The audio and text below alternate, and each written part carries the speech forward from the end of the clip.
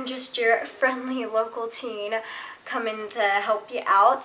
Hey everyone, my name is Katie and welcome to my channel. So today I'm going to be talking about every preteen slash teenage girl around the ages of 11 to 14 slash 15 years should know. So it's basically like just girly things, but not that Tumblr blog that like it's really dumb and stupid. It's like real advice and tips on just, well, the 4 segments I'm doing. There's a lot of videos out there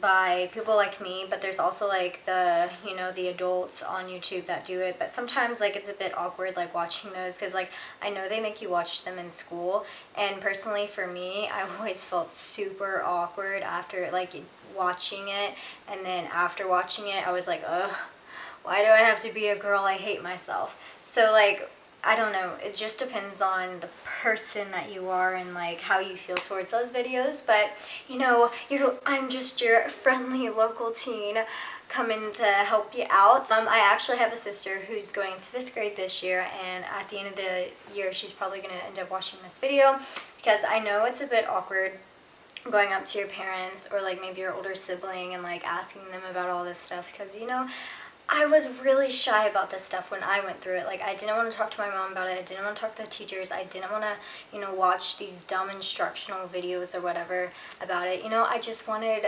something real and raw with someone to connect to, and hopefully I can be that way today. The things that I'm going to be giving tips and advice on, and then also some funny stories, because I swear every girl has a very embarrassing story from like their younger years of when they were like in puberty or whatever, and it's honestly really funny looking back at it now, but when it happens it's like, oh my god, my life's ruined. I'm going to be talking about your makeup, your hair, your fashion, and of course the lovely things that we get every month, our periods, and kind of like what to do and what not to do. So let's get on to the video.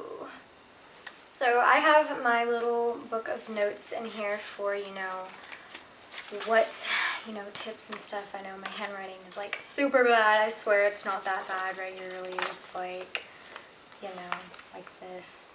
Okay. Anyway, the first segment is about makeup.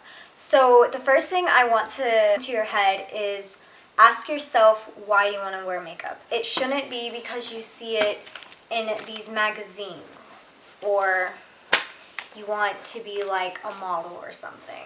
Because real talk here, it's just all Photoshop. Like, go on BuzzFeed, go watch the guy tries Photoshop.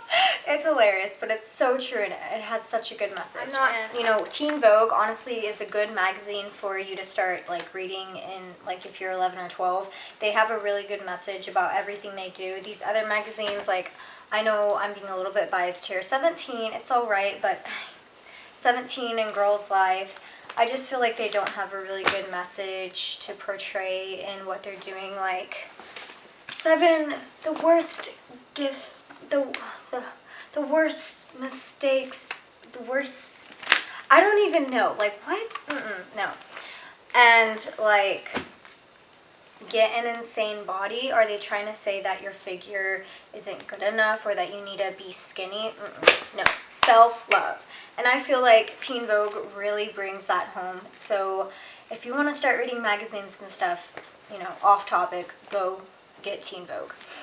So anyway, back to makeup. So ask yourself why you want to wear makeup, and then go ask your guardian or your mom or whoever you live with if you can start wearing it. And you need to respect their decision if they say no, because I remember when I was like 12, I think, and I was like, Mom, I want to start wearing makeup, and she was like, no, and I was like, why not? And she's like, because I'm your mother. And I'm like, well, that's not a good enough reason.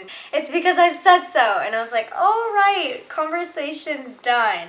So whenever you bring up the proposition to start wearing makeup, you need to, give a real reason why you want to wear makeup. I repeat, you do not wear makeup for anybody else but yourself. look good for myself, because you know what I do, like even in fashion, hair, makeup, whatever, I do it for myself. You don't necessarily need a lot of makeup to feel confident. You just need to pick out areas where you want to enhance yourself and embrace your, you know, inner beauty. And I feel like when you're a beginner in makeup, you should start off with like 2 products, like eyeshadow and concealer, or mascara and lip gloss, and your eyebrows or something. Go really natural, but you do not need to wear that much makeup, trust me. When I started out, I wanted to wear a full face of makeup. Oh my gosh. Embarrassing story time. The very first time I wore makeup to school, I thought I was so cool because I went out the weekend before and I went to Ulta and I bought this Maybelline color tattoo. Now, what I did not know when I was putting this on was that this ish right here was so pigmented. Like, guys, it's kind of dried out now, but it's so pigmented. Like, even now, it's still really, really bright. And I put this all over the lid of my eyes, and I went to school like that. And I remember my friend Laura, she was 80, you look like a peacock. And I was like, that's so rude, but I look good anyway. And throughout the whole day, people were staring at me, but no. I was like, yeah, they're staring at me because I look so cool. I look so good in this makeup right now. No. I beg of you, please do not go buy like this stuff or wear colored eyeshadow to school. It just doesn't work out. Wear natural makeup, natural eyeshadow, you know? That looks really good. Also about makeup, you need to start washing your face in the morning and at night, because that's going to keep that acne away. And then also eating right keeps acne away. But you know, acne is just a whole nother subject on life, okay? If you have really bad acne, go to a dermatologist to get prescribed cleansers and creams and whatnot. But if you don't have that bad of acne, just go get Clean and Clear. Like, I recommend Clean and Clear. I use this all the time. Like, even now I still use it. It's a really great brand, and it actually keeps your acne away if you wash your face 2 times a day and you use astringent or astringent/toner and a lotion with acne medicine in it. And so what I recommend for beginners starting out with makeup, I recommend to get a good primer, because this will keep your face on all day or whatever. Because if you wear a BB cream or foundation, you need a primer for that stuff to stay on. Or if you wear eyeshadow, you need primer for that to stay on as well. Instead of like spending a buttload of money on single eyeshadows or single little things, I recommend getting palettes. So this is the Urban Decay ones. Urban Decay has really good palettes if you're willing to splurge like $50. They last such a long time. It will last you like 2 to 3 years. A little goes a long way. You should get a set of makeup brushes. I know mine aren't all here, but that's because I don't use all of mine all the time. And then if you want to wear concealer, get a good concealer. And then also get some lip balm, because your lips need to stay moisturized as well as your body. So, woo! That's what you should buy for beginner makeup. I know when I first started out, I went to Ulta and I got a bunch of like drugstore items. They work just as good as the high-end qualities, but as I got older, I started to get the higher quality stuff, because if I'm gonna be real with y'all, I had this foundation for a year now, and I've just hit pan 2 weeks ago. I kid you not, 2 weeks ago, and I've had this for a year. So I buy, you know, Urban Decay and like Bare Minerals and like Lorac and stuff like that, because I can afford that, because I use makeup so slowly. But if you know that you will go through it really fast, get drugstore items, because it won't waste your money. Number 2 is your hair. I know when I was like 14 years old, I was like, I need a change to my hair. I want to dye it. I want to cut it off. I want to do something with it. And every girl goes through the stage where she's like, I want to dye my hair red, or I want to dye my hair purple. Like, honestly, guys, I would want to dye my hair purple, but it's against school rules, so I can't do that yet. But The first thing I would want to tell you is that if you are serious about, you know, doing something to your hair, like dyeing it, you should probably get your parents' permission first, and then you should do research on whether you want to go into the salon or if you want to do it yourself. I've seen a lot of people on YouTube do it themselves, and I'm amazed by that because honestly I could not do that myself, so I go into the salon. The last time I did a dramatic change to my hair was when I chopped it all off, and that was like last year in the summer because I had really long hair. And before that, when I had long hair, I want to dye my hair. So my mom was like, okay, you can only dye your hair like, you know, regular colors. And plus also I was in band, so I could only do blonde, brown, or like some natural looking color. So I dyed my hair, I did an ombre where it was like brown, and then it was blonde, and I'll like put a picture or something somewhere. And I had to do a lot of research for a long time to show my hairdresser what I wanted to do. And so if you do something dramatic to your hair, I just say that research is the best way that you can do it. Like search it for like a month or two, because I know that I'm very finicky myself and I always change my mind about things. You don't want to be stuck in a position where you have to keep your hair for a long time and you're like, I hate it, because that is the worst thing ever. I was so scared to chop off my hair because I hate it, because the last time I had short hair I did not like it at all, but like I love it now. So I would say go on Pinterest or go get a magazine with lots of like hair pictures and hairstyles, and also do research on what color you want to dye it. If you're doing it yourself at home, like search up the brands at the grocery store or wherever you get hair dye from, and search up which one will work best for you. And before you actually dye your hair, you should probably search up on the internet like a Photoshop tool where you can see it before you cut it to determine if you really want that color or not. So that is my advice on hair. Third thing is fashion. Now, okay, so during the preteen years, moving up to my teenage years, I struggled a lot with my fashion sense because I really wanted to fit in, guys. Like, I wanted to fit in with what everyone else was wearing. Like, is there like a back to school one here or something? Like, I wanted to wear things that I saw in the magazines, you know. At this time in my life, I had moved from, you know, my childhood life into, you know, my teenage life. I was in a school where I didn't know really anybody, and all I wanted to do was fit in and, you know, make new friends and stuff. So what everyone else wore was like Nike. Girls wore pink and Miss Me jeans and stuff, and I was like, I want to be just like them.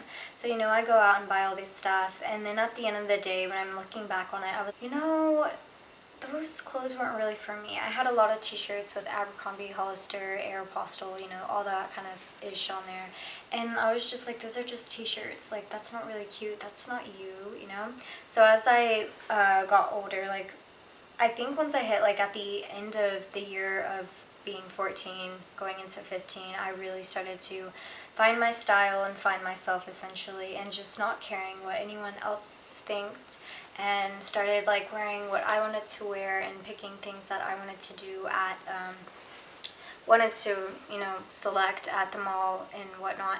And I feel like if you don't really know your style yet, it's really honestly an experiment. And I would say go on polyvore.com. I'll put it like in here, and then I'll also link it down below. And then also just go to different sites and put stuff in your basket, but you know you're not gonna actually buy it, because at the end, when you get everything that you want, look at your cart and see what kind of things that you picked out, because you can learn a lot from that, and you can learn what type of style you are. Are you more edgy? Are you more like girly? Are you more sporty? Are you more casual comfy? Are you more bohemian? Like all that kind of stuff. And Polyvore lets you style your stuff as well, so you can make outfits and stuff and see how you like it and kind of like create your own style. For this last statement I want to make is do not do what everyone else is doing. That is the most biggest mistake that you can make. The best things that you can do is like find yourself and create yourself. Or I felt like I made an outfit that I didn't really feel confident in at first, and then I went to school in it, or I went out in public and people would be like, oh my goodness, you have amazing style. Like an eye-opener for me, because I was like, wow, okay, so even if I do make a screw up in my outfit, it's okay, because it's not the end of the world. But you know, when I make outfits that I truly love, you know, you get a good response and you feel better, you feel more confident, you feel like you can express yourself more and be yourself more. And I just love that about fashion, because you truly get to define who you are and really create yourself, and you evolve as you know, get older, and your style evolves. I'm so sorry, I cannot talk today. So that is what I want to say about fashion. So the final thing is periods. So I know this is kind of awkward to talk about, probably for most girls. I know it's very awkward to talk about. What I want to say to you is that yes, periods suck.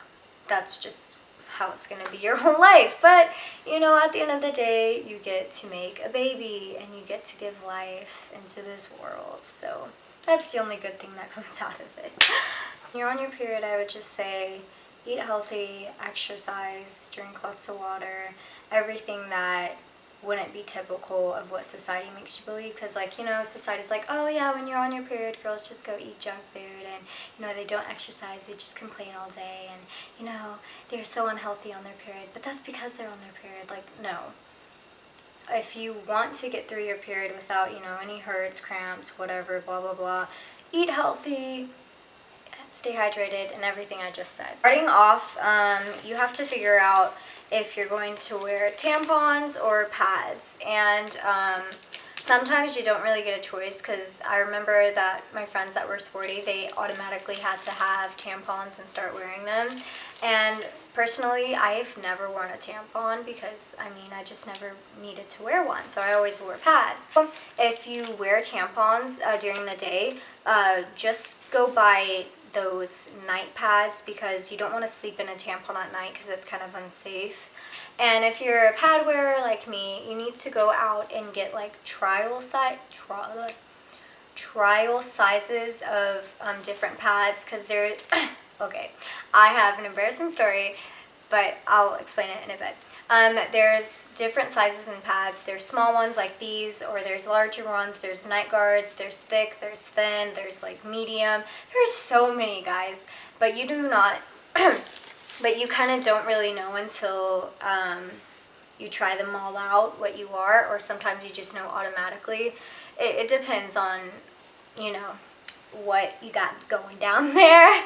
Remember when I first got my period, my undies and my jeans are ruined because I bled through so bad. And she was like, okay, well, you need thick ones. So we go out and buy thick ones, and you know, happily ever after, you know, I never have to deal with that again.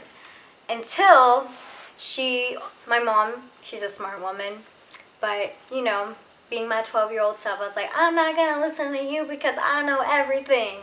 You don't. I'm telling you straight up, you don't. Listen to your mom, listen to your guardian, whoever. Because she always told me to carry pads in wherever I go, in purses, in backpacks, at school. And I was like, you know what, I'm never going to get my period at school. Like, that's just never going to happen to me. And the very first time I got it at school, I was wearing maroon colored pants, thank the Lord. And I bled out, and I didn't have a pad. And when I asked other girls, they were like, oh yeah, I don't have pad. Yeah, no. Sure you didn't. So I had to get toilet paper and shove it, you know, and make my own little pad. And I did that a lot throughout middle school, because I was like, well, you know, I forgot to bring a pad again today. So then after, you know, about like the middle of 7th grade, I was like, you know what, I'm gonna start carrying pads like everywhere I go, because this is ridiculous. I do not want to deal with this anymore.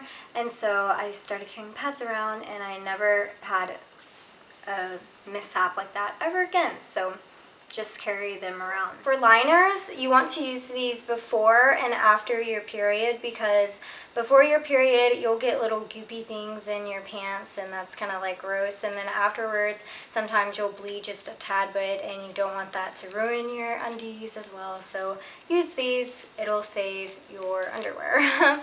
So that's kind of like just the general gist of periods. But also for tips on cramps and stuff, use heating pads, or if you don't have a heating pad, go make hot coffee or hot tea in a mug and then like put it where your cramps are, and then as it cools down you can drink it and enjoy yourself, and then you keep like, you know, doing that, and it's good. Story time again. I'm the type of person when I'm on my period, I don't know if this happens to anyone else, but I know for other people, you know, stuff happens on their period. Like some girls can like pass out because, you know, they don't have enough iron in their blood, like myself. So I have to take like these iron pills or eat more iron when I'm on my period. So I make like, for my breakfast I have to make like stuff with spinach in it so I can have that iron in my blood so I don't pass out during school. And sometimes, you know, just for like no reason, it'll be the most randomest times, I'll just get these really bursts of like, you know, you're about to pass out, but that's probably because of low blood sugar. I used to get that when I was younger, before I knew that I had bad iron in my blood.